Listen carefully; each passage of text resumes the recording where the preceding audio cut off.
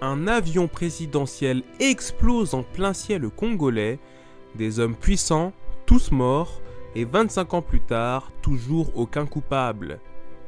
19 mai 1998, le Falcon 50, un avion personnel de Laurent Désiré Kabila, décolle de Kindu. À bord, 8 passagers, tous membres du cercle présidentiel, militaires, diplomates, conseillers, officiellement en mission pour la paix, officieusement, certains enquêtaient sur des détournements.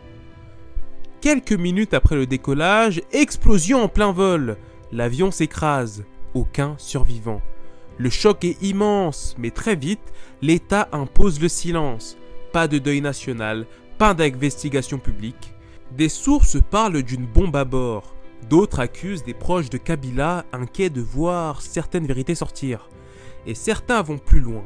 Et si c'était un nettoyage interne orchestré depuis le sommet? Depuis ce jour, pas un seul procès, pas une seule vérité reconnue. Le crash du Falcon 50 reste l'un des secrets d'État les mieux gardés du Congo.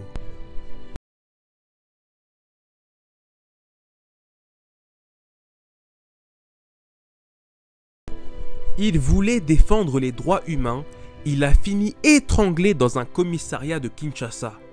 Voici l'affaire de Floribert Chebeya. Floribert Chebeya, figure incontournable des droits humains en RDC, dérange. Il enquête sur les exécutions extrajudiciaires, les bavures policières et il commence à gêner les plus hauts gradés.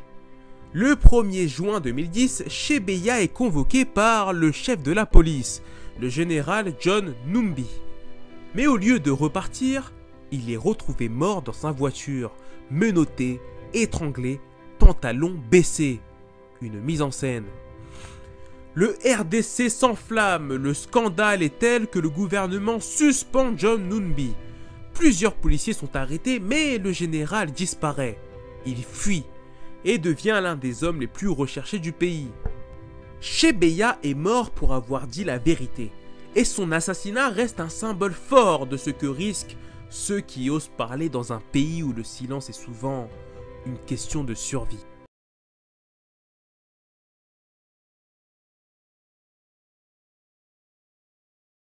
Imagine 2 pays qui disent t'aider et qui finissent par bombarder ta ville. Bienvenue à Kisangani, juin 2000. La RDC est en pleine guerre. Le président Laurent Désiré Kabila est soutenu par le Zimbabwe et l'Angola. Mais dans l'Est, 2 autres alliés rôdent, l'Ouganda et le Rwanda. Officiellement pour aider, mais officieusement, ils pillent, cherchent le pouvoir, les diamants. Du 5 au 10 juin 2000, les 2 armées, rwandaises et ouganda, s'affrontent directement à Kisangani. Fusils, obus, bombardements, 6 jours d'enfer. 1000 morts, des civils déchiquetés, une ville ravagée.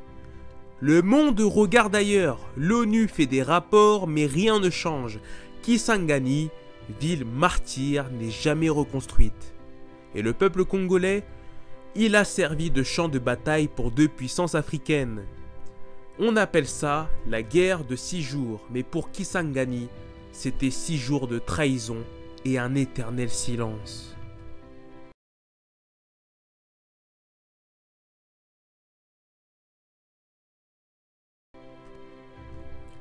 Ils ont promis de nourrir le Congo, ils ont juste rempli leurs poches.